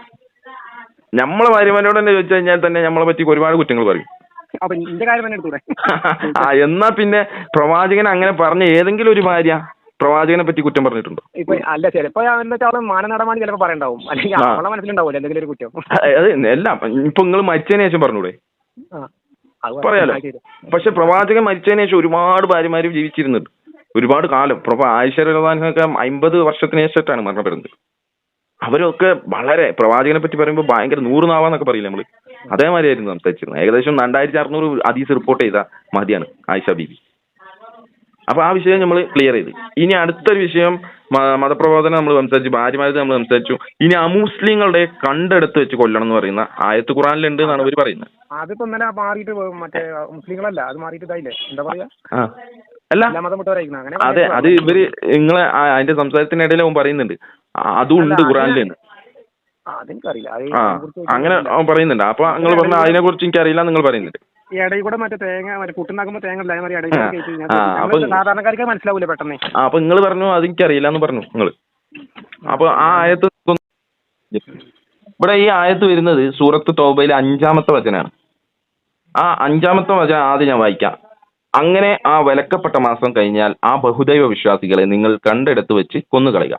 അവരെ പിടികൂടുകയും വളയുകയും അവർക്കെതിരെ പതിയിരിക്കുന്നവിടത്തെല്ലാം പതിയിരിക്കുകയും ചെയ്യുക. ഇനി അവർ പശ്ചാത്തപിച്ച് മടങ്ങുകയും നമസ്കാര മുറപ്രകാരം നിർവഹിക്കുകയും സക്കാത്ത് നൽകുകയും ചെയ്യുന്ന പക്ഷം നിങ്ങൾ അവരുടെ വഴി അവർക്ക് ഒഴിവാക്കി കൊടുക്കുക. തീർച്ചയായും അള്ളാഹു ഏറെ പൊറുക്കുന്നവരും കരുണാനിധിയുമാണ്. ഇതാണ് ആയത്ത്. ഓക്കെ, ഇനി ഈ ആയത്തിന് ഒരു പശ്ചാത്തലമുണ്ട്. അത് മനസ്സിലാക്കണമെങ്കിൽ ആദ്യം മുതലൊന്ന് വായിക്കാം നമുക്ക്. സൂറത്ത് തൗബ എന്ന് പറഞ്ഞ സൂറത്തിൽ ഒരു 5-ാമത്തെ വചനം മാത്രമല്ലല്ലോ ഉള്ളു, 1 മുതലുണ്ടല്ലോ. 1 മുതലേ ഒന്ന് വായിച്ചു തരാം ഞാൻ. ഇതിൽ 1-ാമത്തെ വചനം, ബഹുദൈവ വിശ്വാസികളിൽ നിന്ന് നിങ്ങൾ ആരുമായി കരാറിൽ ഏർപ്പെട്ടിട്ടുണ്ടോ അവരോട് അള്ളാഹുവിന്റെയും റസൂലിന്റെയും ഭാഗത്തു നിന്നും ബാധ്യത ഒഴിഞ്ഞതായി പ്രഖ്യാപിക്കുന്നു. അങ്ങനെ ആ 4 മാസത്തിന്റെ സംഭവമൊക്കെ പറഞ്ഞിട്ട് ഏകദേശം 4-ാമത്തെ ആയത്ത് 4 കഴിഞ്ഞിട്ടാണല്ലോ 5 വരാം. എന്നാൽ ബഹുദൈവ വിശ്വാസികളുടെ കൂട്ടത്തിൽ നിന്ന് നിങ്ങൾ കരാറിൽ ഏർപ്പെടുകയും എന്നിട്ട് നിങ്ങളോട് അത് പാലിക്കുന്നതിൽ യാതൊരു ന്യൂനതയും വരുത്താതിരിക്കുകയും നിങ്ങൾക്കെതിരെ ആർക്കും സഹായം നൽകാതിരിക്കുകയും ചെയ്തവർ ഇതിൽ നിന്ന് ഒഴിവാണ്. അവരോടുള്ള കരാർ അവരുടെ കാലാവധി വരെ നിങ്ങൾ നിറവേറ്റുക. തീർച്ചയായും അള്ളാഹു സൂക്ഷ്മത പാലിക്കുന്നവരെ ഇഷ്ടപ്പെടുന്നു. അപ്പൊ ഇവിടെ ഒരു കരാറിന്റെ വിഷയമാണ് പറഞ്ഞു വരുന്നത് അല്ലേ? ഏതാണ് ആ കരാർ? നമുക്ക് ഇനി പരിശോധിക്കേണ്ടി. ഇവിടെ ഹുദൈബിയ സന്ധി എന്ന് പറഞ്ഞിട്ടൊരു സന്ധി നടക്കുന്നുണ്ട്. അതായത് ഹിജ്റ 6-ാമത്തെ വർഷം, അതായത് നബി സല്ലല്ലാഹു അലൈഹി വസല്ലം മദീനത്ത് പോയതിനു ശേഷം ഒരുപാട് ഉഹുദ്, അതേപോലെ തന്നെ ബദർ, അതിനുശേഷം ഖന്തക്ക്, ഇങ്ങനത്തെ യുദ്ധങ്ങളൊക്കെ സാഹചര്യങ്ങൾ നടക്കുന്നുണ്ട് മക്കക്കാരുമായിട്ട്. അപ്പൊ ഇതിലൊരു ഇതുണ്ടാക്കണം. ഇങ്ങനെ യുദ്ധം മുന്നോട്ട് പോയി കഴിഞ്ഞാൽ ഇസ്ലാമിക പ്രബോധനം വളരെ മോശമായിട്ട് പോവാണ്. കാരണം ഇസ്ലാമിലേക്ക് ആളുകളെ എത്തിക്കുക എന്നുള്ള ഈ പ്രബോധന ദൗത്യം വളരെ കുറഞ്ഞു വരികയാണ്. അപ്പൊ ഈ സമയത്ത് തന്നെ ഇവരും ഇങ്ങോട്ട് ഇത് ഒരു സന്ധി ഏർപ്പെടാമെന്നുള്ള രീതിയിലേക്ക് എത്താണ്. അങ്ങനെ ഈ ഹിജ്റ വർഷം 6-ാമത്തെ വർഷം ഹുദൈബിയ സന്ധി ഉണ്ടാവാണ്. എന്താണ്? 10 വർഷക്കാലം തമ്മിൽ യുദ്ധങ്ങൾ ഉണ്ടാവില്ല. ഇപ്പം വെടിനിർത്തൽ കരാറൊക്കെ നമ്മൾ രാജ്യങ്ങൾ തമ്മിൽ ഉണ്ടാവല്ലോ, അതേപോലെ തന്നെ യുദ്ധങ്ങൾ പാടില്ല എന്നുള്ള ഒരു കരാർ മുന്നോട്ട് വെക്കാം. അങ്ങനെ ഈ കരാർ ഏകദേശം 3 കൊല്ലം 3 കൊല്ലം ആവുന്നതിന്റെ 3 കൊല്ലം ആയതിന്റെ ശേഷം ഇവരിൽ ഒരു ഗോത്രം എന്ത് ചെയ്ത് ഈ കരാർ ലംഘിച്ചുകൊണ്ട് മുസ്ലിങ്ങളുമായിട്ട് കരാറുള്ള ഒരു ഗോത്രമായിട്ട് സംഘടനം ഏർപ്പെടുകയാണ്. അപ്പോൾ ഇതെന്ത് ചെയ്തു? പ്രവാചകൻ ഈ മക്കക്കാരെ അറിയിച്ചു, ഖുറൈശികളെ അറിയിച്ചു, ഇങ്ങനെ പറ്റൂല, ഒന്നെങ്കിൽ കേട്ടില്ല. ഓക്കെ, ജസ്റ്റ് ഇത് കൂടി കഴിഞ്ഞാൽ നമുക്ക് നിർത്താതിരിക്കാം. അപ്പൊ ഈ വിഷയം കൂടി ഞാനൊന്ന് ക്ലിയർ ചെയ്തരാം. അപ്പൊ ഈ ഹുദൈബിയ സന്ധിന്റെ ശേഷം എന്ത് ചെയ്തു? ഇവർ കരാറ് ലംഘിച്ചു. അതായത് ബനു ബക്കർ ഗോത്രം എന്ത് ചെയ്തു? പ്രവാചകനുമായിട്ട് കരാറുള്ള ഗോത്രത്തെ ആക്രമിച്ചു. അപ്പൊ അത് ഒരിക്കലും ശരിയായിട്ടുള്ള നടപടിയല്ല. അപ്പൊ എന്ത് ചെയ്തു? പ്രവാചകൻ ഖുറൈശികളെ അറിയിച്ചു, ഇത് ഇങ്ങനെ ഒരു സംഭവം ഉണ്ട്, ഒന്നെങ്കിൽ നിങ്ങൾ അവർക്കെതിരെ നടപടി എടുക്കണം, അല്ലെങ്കിൽ ഇവർക്ക് നഷ്ടപരിഹാരം കൊടുക്കണം എന്ന് പറഞ്ഞു. അപ്പോൾ ഖുറൈശികൾ അതിന് തയ്യാറായില്ല. അങ്ങനെയാണ് മക്കൻ ഫതഹ്, അതായത് ഹിജ്റ 9-ാം വർഷം പ്രവാചകൻ എന്ത് ചെയ്യുന്നത്? മക്കയിലേക്ക് ഒരു കൂട്ടം ആളുകളായിട്ട് പോകുന്നത്. അപ്പൊ ഈ സമയത്ത് ഈ 3 വർഷക്കാലം ഉണ്ടല്ലോ, ഈ 3 വർഷക്കാലം, അതായത് ഒന്നുമില്ലാത്ത ഈ 3 വർഷമാണ് ഏറ്റവും കൂടുതൽ ഇസ്ലാമിലേക്ക് ആളുകൾ എത്തിയത്, സമാധാനപരമായ അന്തരീക്ഷത്തിൽ. ഞാൻ ഒരു കാര്യം പറയട്ടെ, പിന്നെ എന്തായാലും ഇവരിങ്ങനെ നടക്കണോണ്ടാണ് ഞാനത് കൂടുതൽ പഠിക്കാൻ നോക്കിയത്. അതെ, നമ്മളൊക്കെ ആ വിഷയം അറിയാൻ ശ്രമിച്ചതിന്റെ കാരണം ഇവരുടെ വിമർശനമാണ്. ഇതൊക്കെ ചർച്ച ചെയ്ത് തുടങ്ങിയത് ഇപ്പോഴാണ്, ഇത്രയും കാലത്തൊന്നും മൈൻഡ് ചെയ്യാൻ രീതിയില്ല. അതെ, ഇവരെ കൊണ്ടുള്ള ഉപകാരങ്ങൾ ഇങ്ങനെയുണ്ട് ആളുകൾക്ക്, കുറച്ച് ആളുകൾക്ക്. ഞാൻ പറഞ്ഞില്ലേ, ഞാൻ സംസങ്ങളെ കുറിച്ച് പറഞ്ഞില്ലേ, അത് നമുക്ക് ലാസ്റ്റിലേക്ക് എടുക്കാൻ. ഇതും കൂടി ഒന്ന് ഞാൻ ഈ വിഷയം ഒന്ന് പൂർത്തിയാക്കട്ടെ. അപ്പൊ ഈ ഒരു പ്രവാചകൻ ഇവിടേക്ക് ചെല്ലാണ്, മക്കയിലേക്ക് ഒന്നായിട്ട് ചെല്ലുന്ന സമയത്ത് ഇറങ്ങുന്ന ആയത്തുകളാണ് ഈ പറഞ്ഞ ആയത്തുകൾ. കാരണം ഇവര് കരാർ ലംഘിച്ചു. അപ്പൊ ഈ കരാർ ലംഘിച്ചു. ഇപ്പൊ ഉദാഹരണത്തിന് ഇന്ത്യ പാകിസ്ഥാൻ യുദ്ധം നടക്കുന്ന സമയത്ത് ഇന്ത്യ പാകിസ്ഥാൻ ഒരു കരാർ വെക്കുകയാണ്, യുദ്ധം ഇനി അല്ലെങ്കിൽ വെടിനിർത്തൽ കരാർ വെക്കുകയാണ്. എന്നാൽ പാകിസ്ഥാൻ ഇത് ലംഘിച്ചുകൊണ്ട് ഇന്ത്യയിലേക്ക് ഏതെങ്കിലും രീതിയിൽ ബോംബോ എന്തെങ്കിലും വെടി വെക്കുക ചെയ്തു കഴിഞ്ഞാൽ എന്ത് ചെയ്യും? അവിടെ ആ കരാറിന്റെ വാല്യൂ നഷ്ടപ്പെടും. അപ്പം ഇന്ത്യ തിരിച്ച് അങ്ങോട്ടും ആക്രമിക്കാൻ തുടങ്ങും. ഇതാണ് ഇവിടെ സംഭവിക്കുന്നത്. അപ്പോൾ എന്ത് ചെയ്യണം? ഇന്ത്യയുടെ ആർമി ഓഫീസർ, ഒരു മേജർ ആയിട്ടുള്ള ഒരാൾ ആർമികൾക്ക് എന്തായിരിക്കും ഉത്തരവ് കൊടുക്കുക? നിങ്ങൾ അവരെ കണ്ടെടുത്ത് വെച്ച് വെടിവെച്ച് കൊല്ലണം എന്നാണോ, അല്ലെങ്കിൽ നിങ്ങൾ അവരെ കണ്ടെടുത്ത് വെച്ച് റോസാപ്പൂ കൊടുക്കണം എന്നാണോ? എന്തായിരിക്കും കൊടുക്കുക? ഞാന് മറ്റേ നമ്മുടെ NCC ഉണ്ടല്ലോ, തോട്ടക്കര NCC അവിടുന്ന് ക്യാമ്പിനൊക്കെ പോയിട്ട് വർക്ക് ചെയ്ത ആളാ. എവിടെ കോഴിക്കോട് മാവൂരില്ലേ, ഇവരെ വിചാരം ഞാന് പെട്ടെന്ന് ഇങ്ങോട്ട് എടുത്തിട്ട് വന്ന ഒരാളാച്ചിട്ടാ. അത് മറ്റാള് പൈസ തന്നിട്ട് ചെയ്യുന്ന ഒരു ഫീലാണ് അവർക്ക് തോന്നിക്കുന്നത്. കാരണം എന്താ വെച്ചാൽ ഞാന് കുറെ കാലം 2006 മുതൽ വർക്ക് ചെയ്ത് തുടങ്ങിയതാ. ആർമിയിലൊക്കെ ഞാൻ എന്റെ ഒരു ചെറിയൊരു കൈവതത്തിന് ഒഴിവായത് തന്നെയാണ്. എന്താ വെച്ചാൽ എനിക്ക് പേടിയായിട്ട്, സത്യം പറഞ്ഞ പേടിയായിരുന്നു. അപ്പൊ ഇത് ഇപ്പൊ ഈ വിഷയം നിങ്ങൾക്ക് മനസ്സിലായല്ലോ. ഇതാണ് ഈ ഓരോ വിഷയത്തിലും ഇവർ കൊണ്ടുവരുന്ന ഏത് വിഷയമാവട്ടെ, ഇവർ തെറ്റിദ്ധരിപ്പിക്കാൻ ശ്രമിക്കുന്ന ഏത് വിഷയത്തിലും മറുപടി ഉണ്ട് എന്നുള്ളതാണ്. ഇപ്പൊ ഒരു ഉദാഹരണത്തിന് ഞാനൊരു തെറ്റിദ്ധരിപ്പിക്കുന്ന രീതി ഞാൻ പറഞ്ഞുതരാം. ഇപ്പൊ നമ്മളെ ഉസ്മാൻ റളിയല്ലാഹുവിനെ അറിയല്ലോ. ഉസ്മാൻ റളിയല്ലാഹുവിനെ വധിക്കാൻ വേണ്ടി വരുന്ന ആളുകളുണ്ട്. അവര് മുന്നോട്ട് വെച്ച ചില കാര്യങ്ങളുണ്ട്. അവർ പറഞ്ഞത്, ഒന്ന്, ബദറിൽ ഉസ്മാൻ റളിയല്ലാഹു പങ്കെടുത്തില്ല. 2, ഉഹുദിൽ യുദ്ധത്തിന്റെ സമയത്ത് തിരിഞ്ഞോടി. അതേപോലെ തന്നെ അസർ നമസ്കാരം ഒരു യാത്രയിൽ ജമ്മാക്കി നമസ്കരിച്ചില്ല. ഇതൊക്കെയാണ് ഇവർ ഉന്നയിച്ച വാദങ്ങൾ. ഈ ഉസ്മാൻ റളിയല്ലാഹുവിനെ വധിക്കാൻ വേണ്ടിയിട്ടുള്ള വാദങ്ങൾ, കാരണങ്ങൾ. അപ്പൊ ഇതൊക്കെ സത്യമാണോന്ന് ചോദിച്ചു കഴിഞ്ഞാൽ സത്യമാണ്, സംഭവം ശരിയാണ്. ബദറിൽ പങ്കെടുത്തിട്ടില്ല, ഉഹുദിൽ തിരിഞ്ഞോടിയിട്ടുണ്ട്. ഇങ്ങനെ ഒരു സംഭവം ഒരു അസറിന്റെ സമയത്ത് ജമ്മാക്കി നമസ്കരിച്ചിട്ടില്ല. ഇതേ സംഭവം ഇബ്നു ഉമർ റളിയല്ലാഹുവിന്റെ കാലഘട്ടത്തിൽ ഒരാൾ വന്ന് ചോദിക്കുന്നുണ്ട്. അപ്പം ഈ ഒരു ഈജിപ്തിൽ വന്നു ഉംറയ്ക്ക് വന്ന ആളാണ്. അപ്പോൾ ഇബ്നു ഉമറിനോട് ചോദിച്ച സമയത്ത് ഇബ്നു ഉമർ അതെ എന്നൊക്കെ പറഞ്ഞു. അവസാനം ഇയാൾ ഓക്കെ എന്ന് പറഞ്ഞ അയാൾ സന്തോഷത്തോടെ തിരിച്ചു പോകുന്നു. ഇബ്നു ഉമർ തിരിച്ചു വിളിക്കുക, എല്ലാം നിങ്ങൾ എങ്ങോട്ടാ പോണേ, നിൽക്ക്, നിങ്ങൾ ചോദിച്ചു കഴിഞ്ഞാൽ ഞാൻ മറുപടി പറഞ്ഞല്ലോ, ഇനി അതിന്റെ വിശദീകരണം കൂടി കേൾക്ക്. ബദറിൽ എന്തുകൊണ്ട് പങ്കെടുത്തില്ല? അതിനൊരു കാരണമുണ്ട്. എന്താണെന്ന് വെച്ച് കഴിഞ്ഞാൽ ആ സമയത്ത് ഉസ്മാൻ റളിയല്ലാഹുവിന്റെ ഭാര്യ, അതായത് പ്രവാചകന്റെ മകൾ രോഗാവസ്ഥയിലാണ്. അപ്പോൾ പ്രവാചകന് പറഞ്ഞു, യുദ്ധത്തിൽ പങ്കെടുക്കുന്നതിനേക്കാളും നിങ്ങൾക്ക് കൂലി കിട്ടുക നിങ്ങളുടെ ഭാര്യയെ നോക്കുക എന്നുള്ളതിന്, ശുശ്രൂഷിക്കുക, അവരെ സംരക്ഷിക്കുക എന്നുള്ളതാണ് നിങ്ങളുടെ ബാധ്യത എന്ന് പറഞ്ഞു. ഈ ബദറിൽ പങ്കെടുത്തതിന്റെ അതേ പ്രതിഫലം നിങ്ങൾക്ക് കിട്ടുമെന്നും പറഞ്ഞിട്ടാണ് പ്രവാചകൻ ബദറിൽ പങ്കെടുക്കേണ്ടതില്ല എന്ന് പറഞ്ഞത്. അറബി വാക്കിൽ ഒരേപോലെ ഒരു വാക്കിൽ ചിലപ്പോൾ 2 അർത്ഥങ്ങളൊക്കെ വരും. അതുണ്ടാവും, അത് ആയത്തുമായിട്ട് ബന്ധപ്പെട്ടിട്ട് വരുമ്പോൾ.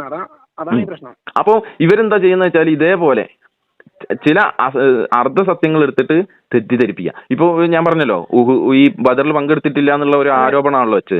ആ ബദറിൽ അന്ന് കൽബും തമ്മിൽ എന്താ അങ്ങനെ ഉള്ളു നിർത്തി പറയാൻ അതിന് 2 ഒന്നിനെ നായാന്ന് അർത്ഥം വരുന്നുണ്ട്. പിന്നെ സംഭവം അങ്ങനെ കൽബ് എന്ന് പറഞ്ഞാൽ അർത്ഥം വരുന്നത്, കൽബ് എന്ന് പറഞ്ഞാൽ ഹൃദയത്തിനാണ് പറയാം. അല്ല, നായാന്നുള്ള വാക്കിന് അതേമാതിരി അങ്ങനെ കൽബ് എന്ന് പറയും. കൽബ് എന്ന് പറഞ്ഞു കഴിഞ്ഞാൽ നായക്ക് പറയും. അതായത് ഒറ്റയടിക്ക് അർത്ഥം അതാണ്. അത് ചെറിയൊരു ഒരു ഹർഫ് മാറി കഴിഞ്ഞാൽ തന്നെ ചില വാക്കുകൾക്ക് അർത്ഥം. ഞാൻ സത്യം പറഞ്ഞില്ലേ, ഇവരെ കൊണ്ട് ഉപകാരം തന്നെ അല്ല, നമുക്കൊരു പ്രശ്നമില്ല. കാരണം അത് പഠിക്കാൻ പറ്റുന്നുണ്ടല്ലോ. അതെ. അപ്പൊ ഇപ്പൊ നമ്മള് സംസാരിച്ച 4 വിഷയങ്ങൾ സംസാരിച്ചു. പിന്നെ വരുന്നത് നമ്മള് സംസമ്പിളായിട്ട് അത് അവൻ പറഞ്ഞത് എന്താ വെച്ചാല് അവിടുന്ന് ഫിൽട്ടർ ചെയ്തിട്ടൊക്കെയാണ് വരുന്നത്. അപ്പൊ ഞാനൊരു ഉദാഹരണം പറയാം. എന്റെ വീട്ടിൽ മുന്നിൽ ഒരു കിണറുണ്ട്, നല്ല ശുദ്ധജലമാണ്. ഞാൻ അതിന് മുക്കി എടുത്തിട്ട് കുടിക്കാറുണ്ട്. അതേ സ്ഥാനത്ത് ഇതേ കിണറിന്ന് ഞാൻ മോട്ടർ അടിച്ചിട്ട് മുകളിലേക്ക് വെള്ളം അടിച്ചിട്ട് പിന്നെ ഞാൻ അത് ഫിൽട്ടർ ചെയ്തിട്ടാണ് കുടിക്കാറ്. അതേ ഞാൻ പറഞ്ഞിട്ടുണ്ട്, അതേ അവിടെ സംഭവിക്കുന്നുള്ളൂ. അതിൽ അണുമുക്തമാക്കുക എന്നുള്ള, അതായത് ഇവിടെ ഈ വെള്ളം വരുന്ന സമയത്ത് അവരുടെ ടാങ്കിലും അല്ലെങ്കിൽ മറ്റു എന്തെങ്കിലും ആവാതിരിക്കാൻ അവരൊരു സൂക്ഷ്മത പാലിക്കുകയാണ് അവിടെ ചെയ്യുന്നത്. അല്ലാതെ കടൽ വെള്ളം എടുത്തിട്ടൊന്നും ശുദ്ധീകരിക്കല്ല. അപ്പൊ അത് ഞാൻ എനിക്ക് ഡൗട്ട് അടിച്ചോ, ഇത്രയും നൂറ്റാണ്ടുകൾക്ക് മുന്നേ എങ്ങനെ പോയി കടൽ വെള്ളം ഫിൽട്ടർ ചെയ്തിട്ട് ചെയ്തോളി, അതായത് ഡൗട്ട് അടിച്ചതേ. അപ്പൊ അത്ര ഉപയോഗം ഉണ്ടാവില്ലായിരുന്നേ. പിന്നെ നിങ്ങൾ പറഞ്ഞാൽ അതിൽ എനിക്കൊരു കോമഡി ഇഷ്ടപ്പെട്ടത്, അന്ന് സംസം ഹാജറ ബീവിയുടെ കാലത്ത് മുകളിലേക്ക് പൊന്തി വന്നാണല്ലോ. പിന്നെ ഇപ്പൊ എന്തേ മുകളിലേക്ക് പൊന്തി വരാത്തെന്ന് വെച്ചപ്പോ നിങ്ങൾ പറഞ്ഞല്ലോ ബിഗ് ബാങ്ക് എങ്ങനെ പ്രപഞ്ചം ഉണ്ടായത്, ബിഗ് ബാങ്കിലൂടെ. ഓക്കെ, ഇപ്പോഴും ബിഗ് ബാങ്ക് സംഭവിക്കുന്നുണ്ടോ? അതാണ് അതിന്റെ ചോദ്യം. ശരിക്കും ശരിക്കല്ല, ഒരു പ്രവൃത്തി ഒരു വട്ടം നടന്നത് എപ്പോഴും അവര് അതിന് സമ്മതിച്ചിട്ടുണ്ട്, അവർ ഇടക്കിടക്ക് നടക്കുന്നുണ്ടോ? എനിക്ക് ഞാൻ പറഞ്ഞത് എനിക്ക് അറിയുന്ന വിഷയത്തിൽ ഞാൻ അവരോട് പറഞ്ഞു, അവർക്ക് അത് സംഭവം അത് ഏറ്റുന്നു. പിന്നെ ഇനി ഇവര് ടെസ്റ്റ് ചെയ്യണമെങ്കിൽ ഇവർക്ക് തന്നെ കിട്ടുമല്ലോ. ഇവർ ടെസ്റ്റ് ചെയ്യട്ടെ, സാധാ വെള്ളവും ഈ വെള്ളവും ഒന്ന് ടെസ്റ്റ് ചെയ്യട്ടെ, എന്തൊക്കെ വ്യത്യാസങ്ങൾ ഉണ്ടെന്ന് ശാസ്ത്രീയപരമായിട്ട് ഇവർ തന്നെ ടെസ്റ്റ് ചെയ്യട്ടെ. ഒരു മുസ്ലിമിന് ശരിക്കും മനസ്സിലാക്കണം, ഇത് എടുത്ത് പഠിച്ചാൽ തന്നെ പഠി സംരംഭത്തിനെ കുറിച്ച്. ഇതിന്റെ ഡൗട്ട് ഞാൻ വിചാരിച്ചേ, ഇത്രയും നൂറ്റാണ്ടുകൾക്ക് മുന്നേ ഈ ഒരു സാധാരണ മനുഷ്യനപ്പോ പറഞ്ഞു അത്രയും അതിലും എങ്ങനെയൊക്കെ പറഞ്ഞത്. ഇത് സെക്കൻഡിൽ 80 ലിറ്റർ ആണ് ഒരു, അതൊക്കെ ഞാൻ കേട്ടിട്ടുണ്ട്. അതായത് ഏകദേശം ഒരു ദിവസം 7 ലക്ഷം ലിറ്റർ എവിടുന്ന് കിട്ടും? ഏത് കിണർന്ന് അവർക്ക് കിട്ടുക? ഒരു സെക്കൻഡിന് 80 ലിറ്റർ. 80 ലിറ്റർ. അതാ ഞാൻ അങ്ങനെ ആലോചിച്ചത്. ഇതിന് മാത്രം ഒരു മിനിറ്റിൽ എത്ര ലിറ്ററായി? 60 × 80. അതെ, അവിടെ തന്നെ എനിക്ക് ഡൗട്ട് അടിച്ചത്. പിന്നെ ഫിൽറ്ററിങ്ങിനൊക്കെ ഒരു പരിധിയില്ലേ? കടൽ വെള്ളം ഫിൽറ്റർ ചെയ്യാന്ന് പറഞ്ഞാൽ ആരോടായി പറയുന്നത്? അതൊരു ദിവസം 7 ലക്ഷം ലിറ്റർ കടൽ ലിറ്റർ വെള്ളം ഫിൽറ്റർ ചെയ്യാൻ എവിടുന്ന കഴിയാ? ഒന്നുമില്ലെങ്കിൽ ഫിൽറ്റർ സിസ്റ്റം കണ്ടുപിടിച്ചത് പ്രവാചകനാണ് സമ്മതിച്ചത്. അന്നേ ഫിൽറ്റർ വിറ്റ് ചെയ്തിട്ടുണ്ടോ? അന്ന് മറ്റേ പ്രവാചകൻ ഫിൽറ്റർ പണ്ടും വരാൻ ഒക്കെ പോട്ടെ. ഈ ഫിൽറ്റർ ഒക്കെ കണ്ടുപിടിച്ച കാലത്തിന് മുമ്പ് 1800 നമുക്ക് എടുക്കാം. ആ കാലഘട്ടത്തിൽ കേരളത്തിലേക്ക് വരെ സംസം വെള്ളം കൊണ്ടുവരുന്നുണ്ട്. അന്നൊക്കെ ഉപ്പുവെള്ളം കൊണ്ടുവന്നു. അല്ല, ഞാൻ അതറിയിക്കണം. ഒന്നുമില്ലെങ്കിൽ ഫിൽറ്റർ സിസ്റ്റം കണ്ടുപിടിച്ച പ്രവാചകൻ അവിടെയെങ്കിലും ഒന്ന് സമ്മതിച്ചു തരുമല്ലോ. ഇതൊക്കെ ആളുകളെ തെറ്റിദ്ധരിപ്പിക്കുക ഭയങ്കര സംഭവമാണ്. ഞാൻ ഇതിലൊക്കെ അറിവുള്ള ആളാണെന്നുള്ള രീതിയിൽ പറയാം. ഒരു ഉദാഹരണം പറയട്ടെ, ഞാൻ സിമ്പിളായിട്ട് എന്റെ വീട്ടിൽ നടന്ന സംഭവം. എന്റെ കുട്ടിക്ക് 4 വയസ്സായിട്ടുള്ളൂ. അവൻ നമ്മൾ കുട്ടികൾ കളിക്കുന്ന കളിപ്പാട്ടുണ്ടല്ലോ, മറ്റേ മൊബൈൽ പോലത്തെ, അതിൽ വലിയ ബാറ്ററിയാണ് ഇടുക. ഈവന് ഞാൻ വീട്ടിലെ റിമോട്ടിന് വേണ്ടി ചെറിയ ബാറ്ററി കൊണ്ടുപോയിരുന്നു. ഇവന്റെ സ്പ്രിങ് വലിച്ചിട്ട് ചെറിയ ബാറ്ററി ഇട്ട് പാടിക്കുന്നു. കൈമ മുറിയെ കഴിക്കണം. അപ്പൊ ഞാൻ ആലോചിച്ചു, ഇവന്റെ ബുദ്ധി പോയ പോക്കിയാണ്. കാരണം ഒരിക്കലും നമ്മളെ കുറ്റം പറയാൻ പറ്റില്ല. അതെ അതെ അതെ, ഓരോരുത്തർക്കും അവരുടേതായ ഇതുണ്ടാവും. പക്ഷെ അറിവിനെ നമ്മള് തിരിച്ചറിവായിട്ട് ഉപയോഗിപ്പിക്കുമ്പോഴേ അത് ഉപകാരപ്രദമുള്ളൂ. പിന്നെ ഒരാൾക്ക് തെറ്റ് പറ്റിയ മറ്റേ വേടം പറഞ്ഞ മാതിരി തെറ്റ് പറ്റി കഴിഞ്ഞാൽ അത് പറ്റിയെന്ന് നമ്മൾ അല്ല, ഇവൻ എന്ത് കോൺഫിഡന്റോട് കൂടിയാണ് ഞാൻ കളവ് പറയില്ല എന്ന് പറയുന്നത്. നമ്മൾ എത്ര കളവ് പിടിക്കുന്നത്. ഞാൻ ഇന്നലെ പറഞ്ഞ തെറ്റെന്ന് ഞാൻ പറഞ്ഞില്ലേ? ഇന്നലെ പറഞ്ഞ എനിക്ക് എന്തൊക്കെ മിസ്റ്റേക്ക് പറ്റി പോയിക്കുന്നു. അതെ, ഇപ്പൊ നിങ്ങൾക്ക് ഇന്നലെ പറഞ്ഞതില് ഞാനിപ്പോ 5 വിഷയങ്ങൾ പറഞ്ഞു തന്നു. അതിൽ നിങ്ങൾക്ക് മനസ്സിലായെന്ന് വിചാരിക്കുന്നു. ഞാനതൊക്കെ പഠിക്കാതിന്റെ പ്രശ്നമാണ്, വേറെ ഒന്നുമല്ല. ഇപ്പൊ നിങ്ങൾക്ക് ഇപ്പൊ ഇനിയിപ്പോ ആരെങ്കിലും ചോദിച്ചാൽ തന്നെ നിങ്ങൾക്ക് അത് പറയാൻ കഴിയും വിചാരിക്കുന്നുണ്ട്. അറിയാത്തതിന്റെ പ്രശ്നമാണ്. അതെ, നിങ്ങൾ എന്ത് ചെയ്യാ ഒന്നുകൂടി ഒന്ന് പഠിക്കാൻ ശ്രമിക്കാം. ആകെ അറിയാൻ പറ്റുന്ന ഒരു കാര്യം പറഞ്ഞില്ലേ സംസം, അതിന് ഞാൻ അവിടെ കൊടുത്തു മറ്റേ പറഞ്ഞിട്ടുണ്ട്. ഞാൻ കേട്ടു, അറിയുന്ന രീതിയിൽ പറഞ്ഞിട്ടുണ്ട് ആവശ്യത്തിൽ. അതെ, ഓക്കെ. അപ്പൊ നമ്മളിപ്പോ ഞാൻ നിങ്ങളായാലും അവരോട് ആശയപരമായിട്ടാണ് നമുക്ക് എതിർപ്പ്. അതെ, അല്ല നമുക്ക് വ്യക്തിപരമായിട്ട് എന്തിനാ അവരെ എതിർക്കേണ്ട ആവശ്യമില്ല. അല്ല, വ്യക്തിപരമായിട്ട് ഇവരെന്താ ചെയ്യുന്നത്? കാരണം ഉമ്മാനൊക്കെ നല്ല വിശ്വാസം, നമ്മളൊരാൾ ഇഷ്ടപ്പെടുന്ന ഒരാളെ നമ്മൾ പറയുമ്പോൾ അയാളെ ഉമ്മയെ പറ്റിയിട്ട് മറ്റുള്ളവർ പറഞ്ഞപ്പോ അയാൾക്ക് ശരിക്കും വേദനിച്ചു അല്ലേ? അപ്പൊ ഞാൻ ആരാധിക്കുന്ന ഒരു മറ്റേ പടച്ചോനി പ്രവാചകൻ പറയുമ്പോൾ നമുക്കൊരു ഇടങ്ങാറുണ്ടാവും. അതെ, നമ്മൾ ഏറ്റവും ഇഷ്ടപ്പെടുന്ന പ്രവാചകൻ, നമ്മളെ ഉമ്മയേക്കാളും ഉപ്പയേക്കാളും ഇഷ്ടപ്പെടുന്ന പ്രവാചകനെ ഇവര് ധൈര്യം ഇരുന്നിട്ട് ചീത്ത പറയുകയും അവഹേളിക്കുകയും ചെയ്യുന്ന നമുക്ക് വേദനിക്കൂലേ? അപ്പൊ അല്ല, അതിനവര് മറുപടി പറയുന്നത് ആ സമയത്ത് കൂടുതൽ പ്രവാചകനെ ഇഷ്ടപ്പെടുന്നത് സ്വന്തം ഭാര്യനൊക്കെ ചോദിക്കുന്നു. ഞാൻ പറഞ്ഞത് എന്റെ ഭാര്യനോട് ഇഷ്ടമുള്ള പോലെ പ്രവാചകനെ സ്നേഹിക്കാൻ പറ്റുമോ? ഇല്ല, ഓരോരുത്തർക്കും ഓരോ സ്നേഹമാണ്. ഇഷ്ടങ്ങൾക്ക് ഓരോ രീതിയില്ല. ഇപ്പൊ എന്റെ മകനോട് ഇഷ്ടമുള്ള മാതിരി എന്റെ മകളോട് ഇഷ്ടമുണ്ടാകുക, ഓരോ ഇതുണ്ടാവില്ലേ? വ്യത്യാസം ഉണ്ടാവുമല്ലോ. ഓരോരുത്തരും ഓരോ രീതിയിലായിരിക്കും ഇഷ്ടം പ്രകടിപ്പിക്കുകയും ഇഷ്ടപ്പെടുകയും. എന്റെ ഉമ്മാനെ സ്നേഹിക്കുന്ന പോലെ എന്റെ ഭാര്യനെ സ്നേഹിക്കാം. അത് ഓരോന്നിനും ഓരോ അർത്ഥങ്ങളുണ്ട്. അതെ അതെ. അപ്പൊ അതൊക്കെ ഇവര് ഒന്നാക്കി മാറ്റിയിട്ടാണ് സംസാരിക്കുന്നത്. ഇവരെന്താ വെച്ചാൽ ഭാര്യനോട് നമ്മൾ പല ഇഷ്ടങ്ങളും ഉണ്ടാവും, അതുപോലെ അല്ലല്ലേ നമ്മൾ പ്രവാചകൻ ഇഷ്ടപ്പെടുന്നത്. അല്ല, പക്ഷെ ഇവര് ചെയ്യുന്നത് എന്താ വെച്ചാൽ തെറ്റിദ്ധാരണകൾ ഉണ്ടാക്കിയിട്ട് മനുഷ്യർക്കിടയിൽ വൈഭാഗീയത ഉണ്ടാക്കാന്നുള്ള അസംഭാവം. മറ്റേ ഞാൻ പറഞ്ഞില്ലേ, വർക്കില് ഞാൻ എന്തോ ഒരു കുരുത്തം കൊണ്ട് അവിടെ പോയി പെട്ടാണ്, അല്ലാതെ ഒന്നുമില്ല. എന്താ വെച്ച് കഴിഞ്ഞാൽ മൂപ്പര 1 വർഷത്തിന് മേലെ, ഞാൻ 1.5 വർഷത്തോളായിട്ടുണ്ടാവും. അല്ല, ഇയാള് നമ്മളെ സംബന്ധിച്ചിടത്തോളം ഇയാള് ഇനിയിപ്പോ നാളെ മറ്റന്നാളോ ഇസ്ലാമിലേക്ക് തിരിച്ചു വരില്ല എന്ന് ഉറപ്പില്ലല്ലോ. മൂപ്പര് കല്യാണം കഴിച്ച കൂട്ടം ചോദിച്ചപ്പോ ഞാൻ അതൊക്കെ മൂപ്പര താല്പര്യങ്ങളല്ലേ. അല്ല, ഇത് ഇപ്പൊ എന്താണ് വിഷയം എന്ന് വെച്ചാൽ, ഇപ്പൊ ഞാൻ നിങ്ങളെ ഉമ്മയെ പറ്റിട്ട് കുറച്ച് ചീത്ത പറഞ്ഞു കഴിഞ്ഞാൽ ചന്ദനത്തിരി വെച്ചിട്ട് അല്ല, ഞാൻ പറയാണ്, ഞാൻ നിങ്ങളെ വീട്ടിലുള്ള ആരെങ്കിലും പറ്റിച്ച് ചീത്ത പറഞ്ഞു കഴിഞ്ഞാൽ നിങ്ങൾക്ക് സ്വാഭാവികമായിട്ട് ചൂടാവും. അപ്പൊ നിങ്ങൾ ചിലപ്പോൾ തിരിച്ചു പറയും അല്ലേ? ഇതാണ് അവിടെ സംഭവിച്ചത്. ഇവിടെ പ്രവാചകനെ ചീത്ത പറയുമ്പോ ഇവരെന്ത് ചെയ്തു? ചില ആളുകള് ഇയാളെ ചീത്ത പറഞ്ഞു, ഇവരെ വീട്ടുകാരും ചീത്ത പറഞ്ഞു. അത് സ്വാഭാവികമായിട്ട് ചില ആളുകൾ അവരുടെ ഇത് വെച്ചിട്ട് അവർ പറഞ്ഞു എന്ന് വിചാരിക്കാം. അത് ഇസ്ലാമിൽ മൊത്തത്തിൽ ഏൽപ്പിക്കല്ല ചെയ്യുന്നത്. ദേഷ്യത്തിൽ ചിലപ്പോൾ മനുഷ്യരാവും, അങ്ങോട്ടും ഇങ്ങോട്ടൊക്കെ സംസാരിച്ചിട്ടുണ്ടോ? അതിപ്പോ ഇയാള് ഡെയിലി ഇസ്ലാമിന് ചീത്ത പറയുന്നുണ്ടല്ലോ, അത് നിർത്താത്തത് എന്താ? അല്ല, നമ്മൾ ഈ തെറി പറയുന്നതിനെ നമ്മൾ സപ്പോർട്ട് ചെയ്ത് പറയല്ല, മാനുഷികമായിട്ട് ചില തെറ്റുകൾ സംഭവിക്കും. എനിക്കിപ്പോ എങ്ങനെ വെച്ചാൽ ഞാൻ യൂട്യൂബിൽ, ഞാനൊക്കെ പഠിക്കുന്നത് യൂട്യൂബിൽ നോക്കിയിട്ടാണ്. അല്ല, നിങ്ങൾ എന്ത് ചെയ്യണമെന്ന് വെച്ച് കഴിഞ്ഞാൽ അത്യാവശ്യം തന്നെ യൂട്യൂബിൽ നമ്പർ കിട്ടിയപ്പോ മൂപ്പർക്ക് അതിന്റെ എത്രയും മുന്നേ മൂപ്പരിന്റെ വർക്കിനെ വിളിച്ചിട്ട് മെസ്സേജ് വിടില്ല നമ്മള്, അത് വാട്സപ്പിൽ ഉണ്ടാവുമല്ലോ. അപ്പൊ അങ്ങനെ മൂപ്പരടുത്ത് പറഞ്ഞതാണ്. മൂപ്പരടുത്ത് യൂട്യൂബിൽ ഇട്ടത് എനിക്ക് അറിയില്ലായിരുന്നു. പിന്നെന്താ വെച്ചാൽ നമ്മള് മൂപ്പര് ഇട്ടാറും ഒക്കെ പിന്നെ മൂപ്പരെ സപ്പോർട്ട് ചെയ്യണ്ടേ? അതെ അതെ, നിങ്ങൾ പറഞ്ഞ കാര്യമായതുകൊണ്ട് നിങ്ങൾ സപ്പോർട്ട് ചെയ്യേണ്ടി വരും. അതെ. പിന്നെ നിങ്ങൾക്ക് ഞാനിപ്പോ സംസാരിച്ചതിൽ ഇനി വേറെ എന്തെങ്കിലും വിഷയങ്ങളിൽ എന്തെങ്കിലും ഡൗട്ട്സ് ഉണ്ടെങ്കിൽ ഇൻഷാല്ലാ നിങ്ങൾ എന്റെ വാട്സപ്പിൽ ഒരു മെസ്സേജ് അയച്ചാൽ മതി. പിന്നെ നമ്മള് അല്ല, തർക്കിക്കേണ്ട ആവശ്യമൊന്നും നമുക്ക് ആരോട് തർക്കിക്കേണ്ട ആവശ്യമില്ല. പക്ഷെ നിങ്ങൾ ഒരു കാര്യം കൂടി ചെയ്യാ, കയ്യെങ്കിൽ ഖുർആൻ, വിശുദ്ധ ഖുർആൻ നിങ്ങൾക്ക് മലയാള പരിഭാഷ കിട്ടും. ഫ്രീ ടൈമിൽ വായിച്ചോ, പഠിക്കേ, കേൾക്ക്. യൂട്യൂബിൽ അതിന്റെ പരിഭാഷ കേൾക്കുക. അത്രേ ഉള്ളൂ. നമ്മൾ മതത്തിൽ യാതൊരു വിലപ്രയോഗമുള്ള സത്യം അസത്യത്തിൽ നിന്നും വേർതിരിച്ചു. ഞാനൊരാൾ പറയണത് എങ്ങനെ വെച്ചാൽ ഇപ്പൊ ഞാൻ പറഞ്ഞില്ലേ, കുട്ടി കാട്ടിയ കാര്യം പറഞ്ഞില്ലേ, നല്ലതാണെങ്കിൽ നമ്മൾ എടുക്കുക. അത്രേ. അപ്പൊ ഖുർആനെ സംബന്ധിച്ചിടത്തോളം വിശുദ്ധ ഖുർആനും നബി സല്ലല്ലാഹു അലൈഹി വസല്ലം പറഞ്ഞത് മാനുഷിക വചനങ്ങളല്ല, ഇത് പ്രപഞ്ച സൃഷ്ടാവ് പറഞ്ഞതാണ്. അതുകൊണ്ട് അതിൽ ഒരിക്കലും തെറ്റ് ഉണ്ടാവില്ല എന്നുള്ളതാണ്. മറ്റുള്ള മനുഷ്യർ പറഞ്ഞത് തെറ്റ് സംഭവിക്കാം.